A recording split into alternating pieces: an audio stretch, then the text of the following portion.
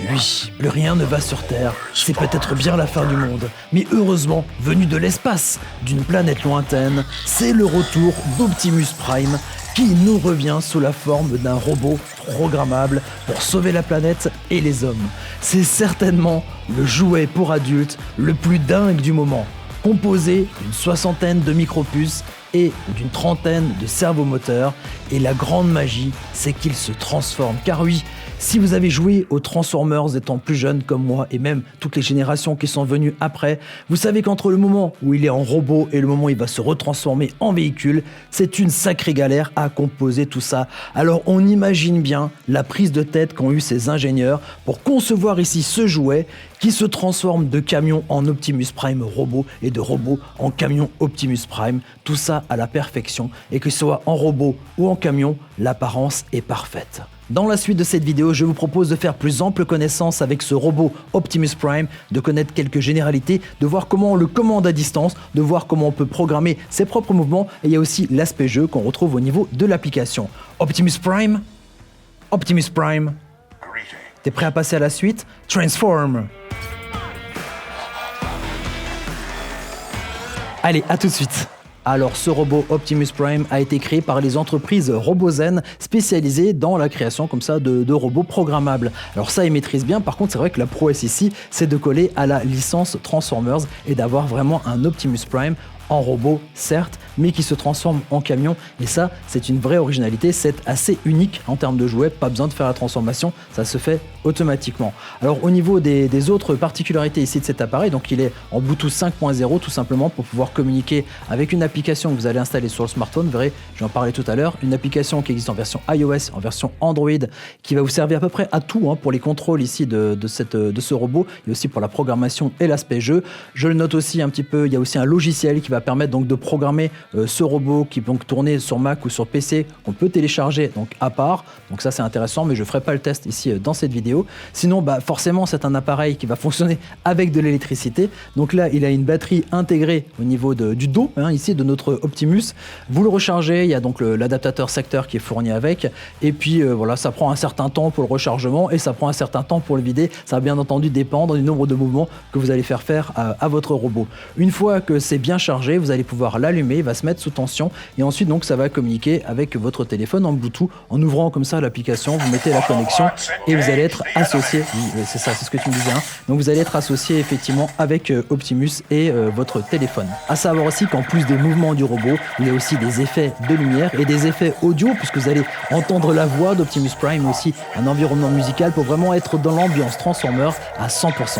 Allez, on passe tout de suite aux commandes, c'est-à-dire comment vous allez pouvoir piloter votre robot Optimus. La plupart des fonctions de pilotage de commande se passent donc directement sur l'application. Sur l'application, vous allez voir sur la page d'accueil, vous allez avoir différents menus. Le menu mission, le menu remote control, donc ça veut dire commande, le menu action et le menu ici create, donc ça c'est pour la création des mouvements. Celui qu'on va regarder, c'est donc remote control.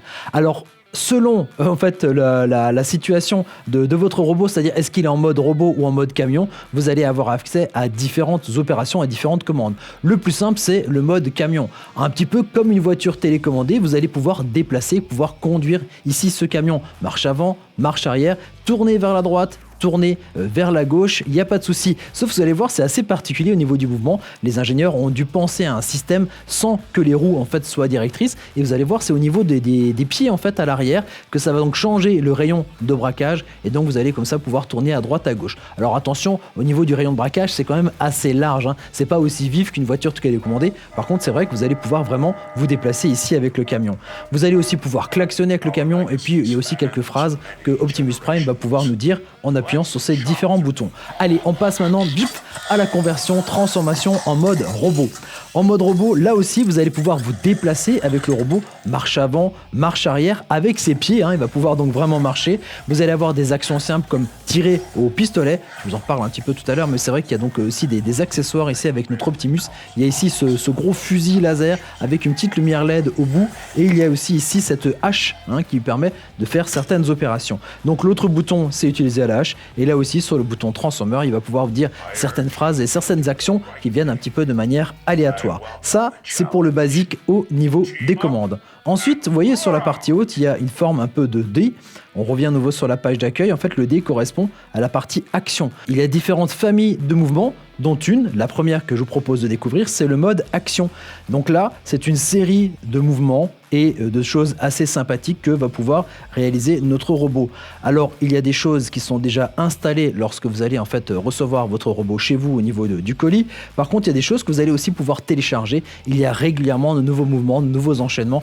Alors moi, j'ai toujours mon petit coup de cœur, par exemple ici quand il joue de la guitare, ou par exemple quand il fait aussi donc des squats, ou quand il fait des pompes par exemple aussi. Ça, c'est assez particulier. On s'y attend pas forcément au niveau du robot. Évidemment, il y a bien entendu aussi des scènes de bagarre. Et si je vous parle de scènes de bagarre, c'est puisqu'il y a aussi donc une autre famille de mouvements qui est combat action. Donc là, évidemment, ce sont plus particulièrement des mouvements de combat. Alors la différence entre action et combat, ça va surtout être en fait dans la possibilité d'avoir les accessoires, puisque sur la partie action, il est déconseillé d'avoir le fusil et la hache dans les mains, alors qu'au contraire, quand vous êtes sur la partie combat, vous allez lui mettre le fusil dans la main droite et la hache dans la main gauche. C'est assez précis, puisque vous allez voir que les mouvements sont donc en relation avec ça. Là aussi, vous allez pouvoir télécharger des mouvements pour enrichir comme ça votre bibliothèque de mouvements. Tout ça, c'est donc la partie commande normale ici avec le téléphone, avec votre application. Mais il y a un autre mode de commande que vous avez vu tout à l'heure, c'est en lui donnant des ordres vocaux, c'est-à-dire qu'il y a un petit micro et vous allez pouvoir lui donner comme ça des consignes vocales. Pour connaître toutes les actions possibles, regardez, ça se passe en haut à droite, là sur la petite roue dentée, vous avez Voice Command et là vous avez une série de pas mal de mots finalement entre Are We Friends, Attack, Calling, Cancel, Freedom, etc. Enfin voilà, chaque fois ce sont des mots que notre ami Optimus Prime va pouvoir comprendre et à ce moment-là, il va exécuter les actions. Alors j'ai remarqué à l'usage que quand vous allumez votre robot, si vous mettez tout de suite l'association avec le smartphone, les commandes vocales ne vont pas fonctionner. Donc c'est vraiment le smartphone qui va prendre du coup la main dessus et même si vous éteignez ensuite l'application, il va rester en fait sur le mode d'application, il va pas avoir le contrôle vocal. Donc pour passer en contrôle vocal, il suffit d'allumer normalement son robot ici Optimus Prime et donner les ordres vocaux sans en fait l'associer au niveau du téléphone. Donc il faut retenir ces mots par cœur donc pour pouvoir donner des ordres au robot. C'est généralement du plus bel effet quand vous avez vos amis, vous passez pas par l'application, vraiment vous lui parlez comme ça à Optimus, vous retenez certains mots et vous allez voir l'action est assez géniale, assez énorme. Voilà, ça c'est pour des actions déjà programmées. Donc même si on peut en télécharger quelques-unes des nouvelles, voilà, ça enrichit un peu la bibliothèque. Par contre, ce qui est encore mieux, c'est que vous allez pouvoir programmer vos propres mouvements, vos propres actions ici au niveau de ce robot.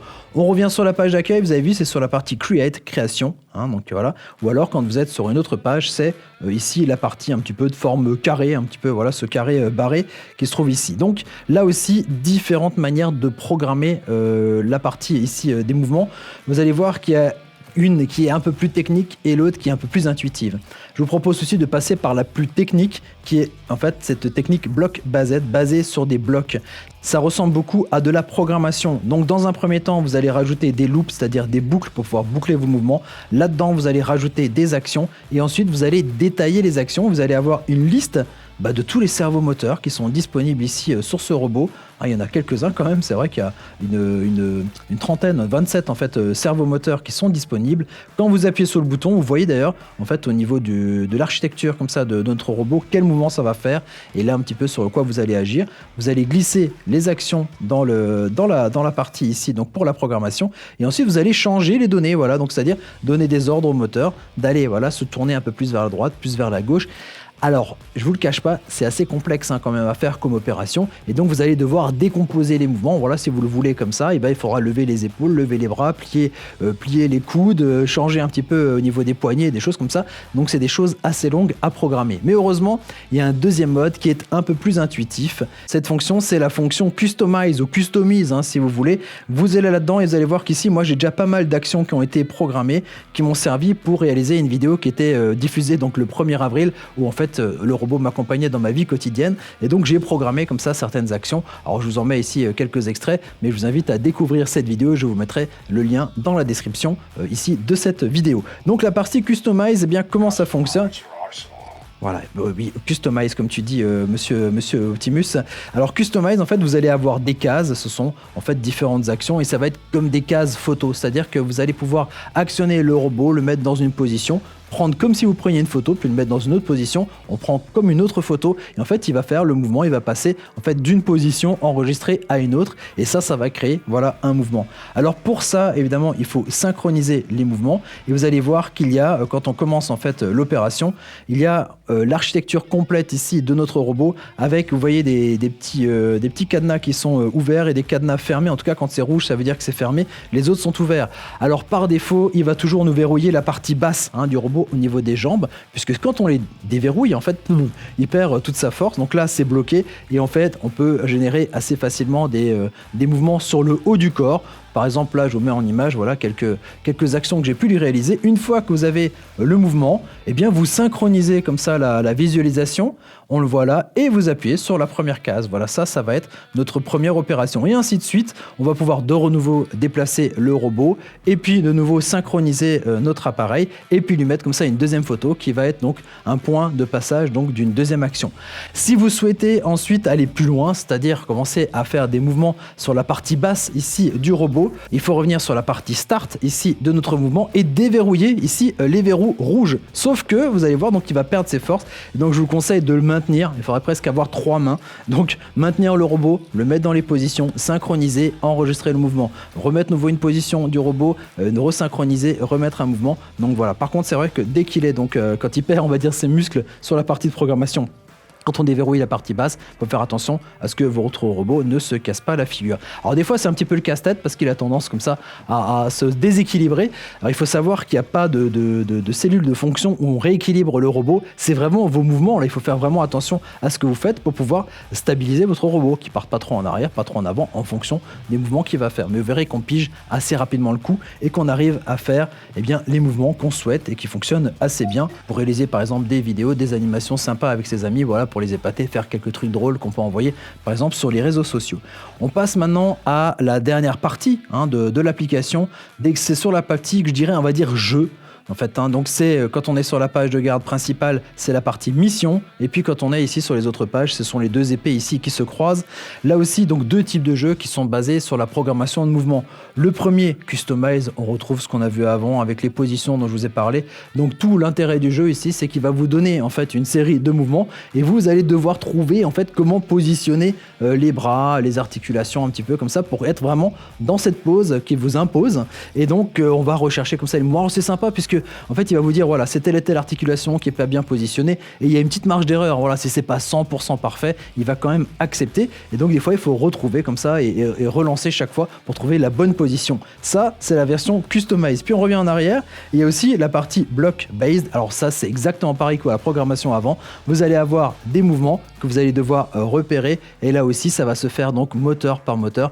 C'est un peu plus fastidieux donc il faut être un peu plus méritant comme ça sur la partie Block Based et donc ça va débloquer en fait des parties audio au niveau de votre robot et certains mouvements, voilà d'autres interactions. Et enfin pour finir, vous allez voir qu'on peut aussi configurer d'autres interactions avec notre robot Optimus, notamment le fait qu'il a l'air presque vivant quand il est à l'arrêt. Regardez, il respire un petit peu, il bouge un petit peu et puis de temps en temps, des fois il prend une pause de guerrier, on ne s'y attend pas, voilà c'est un peu surprenant, on dirait qu'il est vraiment vivant. Donc tout ça, ça se configure donc sur l'application du mobile. Je crois qu'on a fait à peu près le tour de notre Optimus Prime. Bien entendu, je vous invite à vous abonner à notre chaîne YouTube, de mettre un petit j'aime et moi je vous dis à très bientôt pour découvrir d'autres objets techno et de super tutos. Allez, ciao!